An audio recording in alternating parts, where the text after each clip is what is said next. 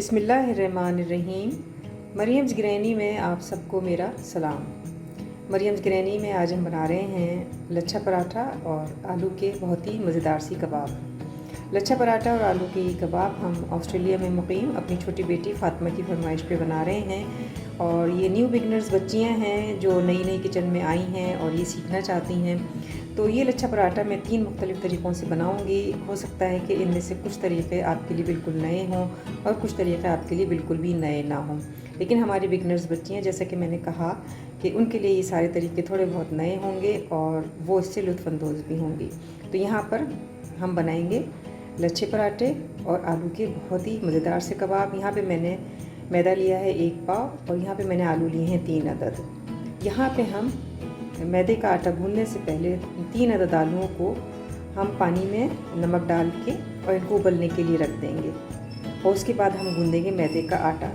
तो चलिए हम अपना काम शुरू करते हैं, देखते रहिए। यहाँ पे मैंने लिया है मैदा तकरीबन आधा पाव के करीब और इसमें मैं डाल दूँगी नमक हस्बे ज़ायक़ा। और यहाँ पे एक घेरा बना के हम इसके अंदर डाल देंगे अंडा।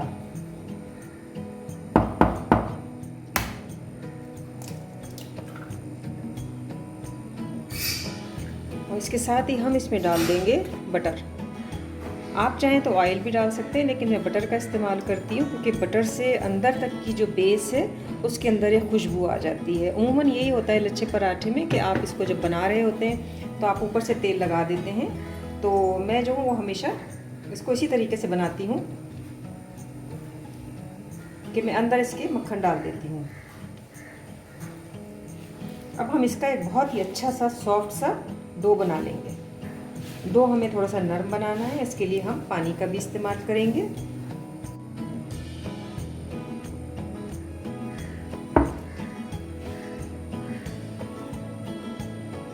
मक्खन की खुशबू पराठों के अंदर एक अजीब सा ही जायका, एक बेहद समझ लीजिए कि बहुत ही खुश जायका इसकी खुशबू आपको लगेगी। और जब आप इसको खाएंगे तो आपको अंदर तक से इसकी खुशबू जो है वो मक्खन की महसूस होगी। आप चाहें तो इसमें ऑयल का इस्तेमाल भी कर सकते हैं, जैसा कि किया जाता है, तो आप ऑयल भी इसमें डाल सकते हैं। तो हम इसका बना लेते हैं एक बहुत ही अच्छा सा डो।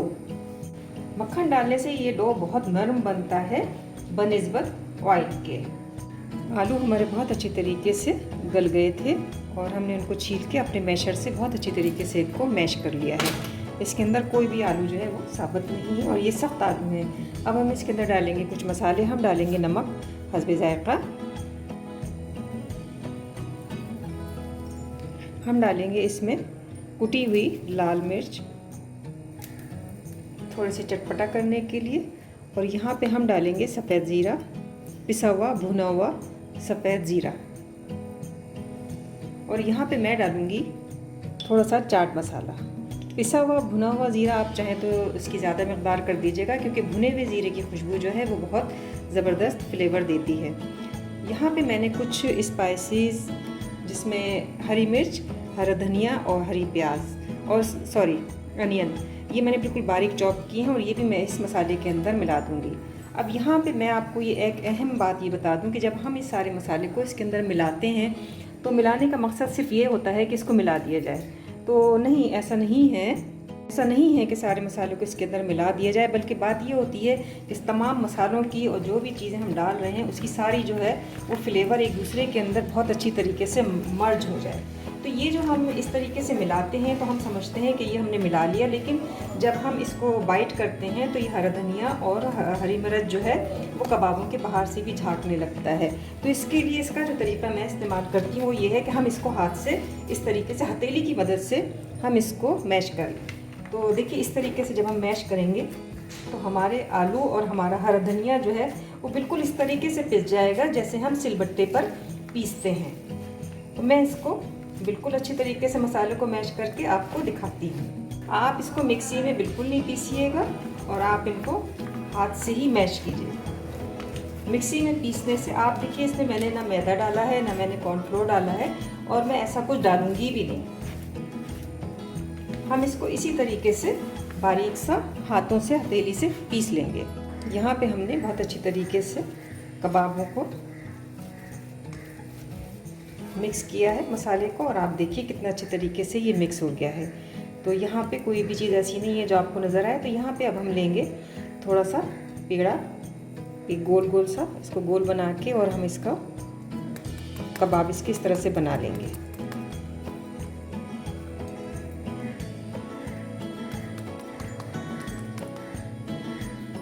आप चाहें तो छोटे बनाएं, आप चाहें तो बड़े बनाएं, आपकी मर्ज़ी है। इस तरीके से गोल कबाब बनेंगे। इन कबाबों को बनाना बहुत ही आसान है, ख़ासतौर पर जैसे कि मैंने आपसे कहा कि हमारी वो बच्चियाँ जो अभी किचन में नई आई हैं, तो उनके लिए मैंने ये तरकीब बहुत ज़्यादा आसान और सादा सी मैंने तरकीब रखी है। और इसके अंदर मसाले भी मैंने बहुत कम डाले हैं, और इसी वजह से मैंने कम मसाले डाले हैं कि मसाले तो इसमें बहुत ज़्यादा डाले जा सकते हैं। आप इसमें अमचूर का पाउडर, आप इसमें चिकन के क्यूब्स, या कि चिकन का मज़ा देने के लिए आप इसमें चिकन के क्यूब्स भी डाल सकते हैं, और आप इसमें मसाले बहुत सारे डाल सकते हैं। लेकिन मैंने इसमें 4 मसाले डाले हैं ताकि आपको इसको बनाने में कोई दिक्कत ना हो। तो यहाँ पे हमने गोल कबाब बनाए, लेकिन बहुत से हमारे जो व्यूअर्स हैं जिनको गोलाई कबाब की देने में मुश्किल होती है, तो उसके लिए एक आसान सा तरीका मैं बता दूँ कि यहाँ पे मैंने लिया है एक ढक्कन। किसी भी आप बोतल का छोटा सा ढक्कन लेके उसके ऊपर प्लास्टिक का ये रख दीजिए शीट, और उसको ग्रीस कर दीजिए, और यहाँ पे आप आलू लेके इसके अंदर भर दीजिए।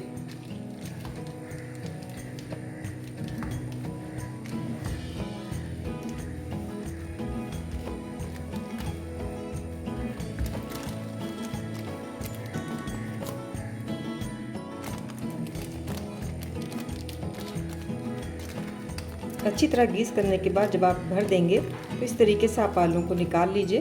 देखिए आलूओं की शेप कितनी खूबसूरत आई है। जब आप मेहमानों के सामने रखेंगे तो सभी समझेंगे कि शायद आपने मार्केट से परचेज़ किए हैं, लेकिन ऐसा कुछ भी नहीं है।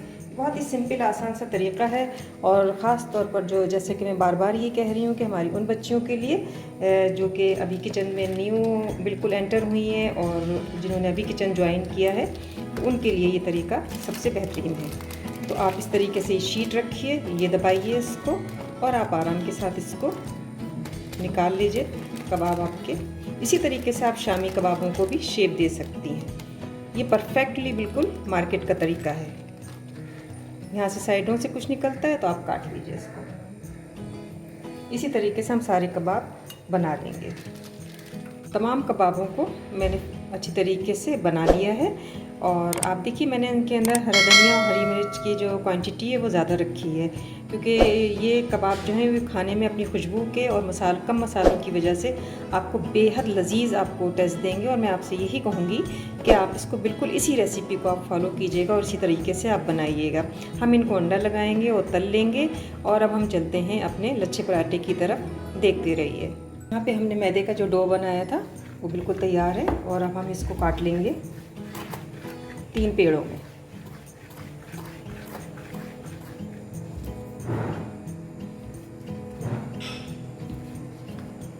और यहाँ पे हम इनके पेड़े बनाएंगे।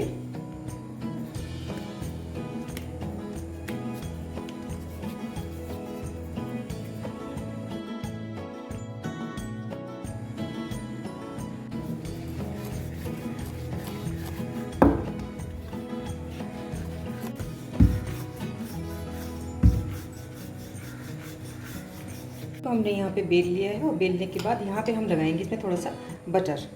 आप चाहें तो ऑयल भी लगा सकते हैं, लेकिन मैंने चूँकि अंदर भी बटर का इस्तेमाल किया है तो मैं ऊपर भी बटर ही लगाऊंगी। इसको खूब अच्छी तरीके से हम बटर से लतेड़ देंगे।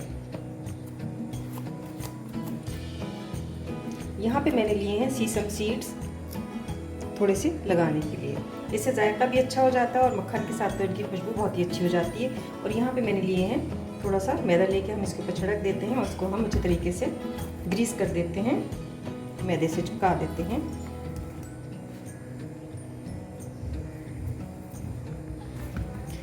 अब इसको हम कर लेंगे यहाँ से 2 हिस्सों में तकसीम।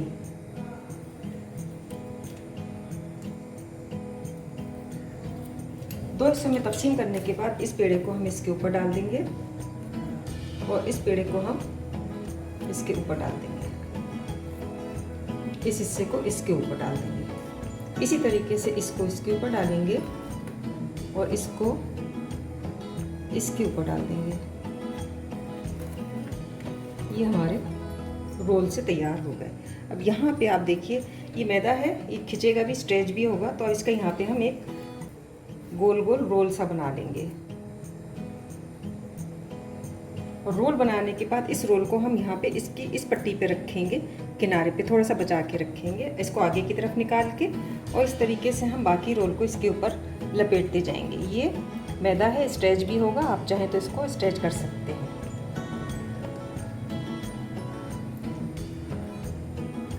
ये आप देखिए, और इस तरीके से ये हमारा एक पेड़ा बन गया। बहुत शानदार। हमने चूँकि इसको तकरीबन 10-12 मिनट जब तक हमने कबाब तले हमने इसको रखा है, तो ये हमारा एक पेड़ा बन गया है। अब हम बनाते हैं दूसरा पेड़ा और तीसरा पेड़ा। यहाँ पे हम अप्लाई करते हैं दूसरा मेथड। यहाँ पे हमें मक्खन ही लेना है। यहाँ पे हम डालेंगे कलौंजी, थोड़ा सा हम डालेंगे ऑल पर्पस मैदा, इसको जमा देंगे। इसके बाद यहाँ से इसको चौड़ी चौड़ी पट्टियों में ले लीजिए। मैदा है, खिंचेगा, स्ट्रेचिंग होगी इसकी, तो आप इसको स्ट्रेच कर लीजिए। और उसके बाद आप इसका गोल सा पेड़ा बना लीजिए।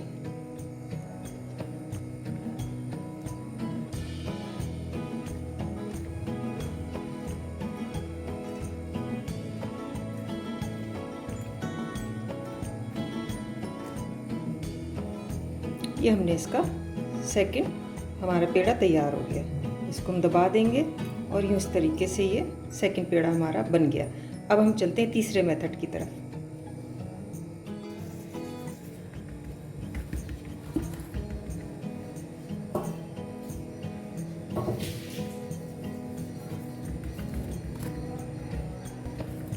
यहाँ पे हम इसको पीसेस में काटेंगे।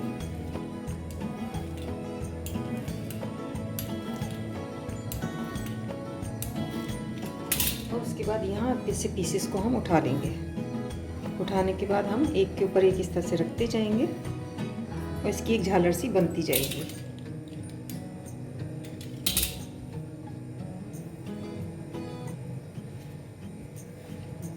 आप चाहें तो छोटे से पतले पीसेस भी आप कर लीजिए। इसको हम अपनी फिंगर के ऊपर लपेट लेंगे।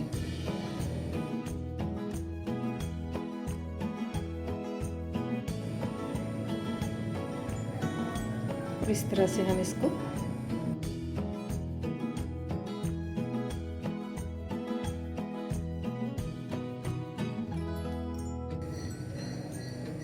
डो की शक्ल हम दे देते हैं। ये हमारा तीसरा तैयार है और अब हम इनको बेलते हैं।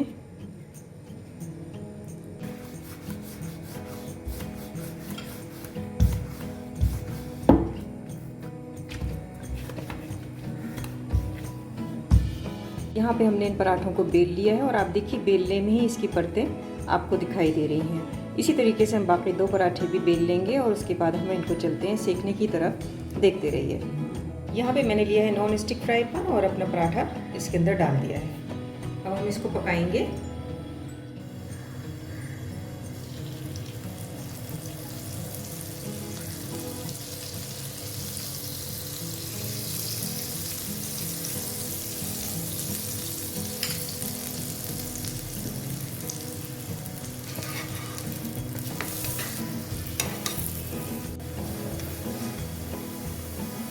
पराठे की लुक मैं आपको अभी से ही दिखा दूँ।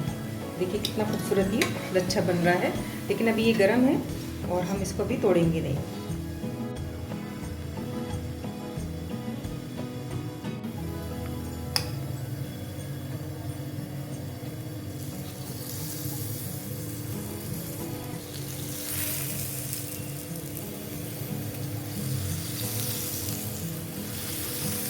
लच्छा पराठा हमारा तैयार है। तीनों लच्छे पराठे हमने आपके सामने तैयार किए हैं। आलू के कबाब भी हमारे तैयार हैं और अब हम इन्हें सर्व करेंगे चटनी, सॉस और प्याज के सलाद के साथ। आपको मेरी रेसिपी पसंद आई होगी।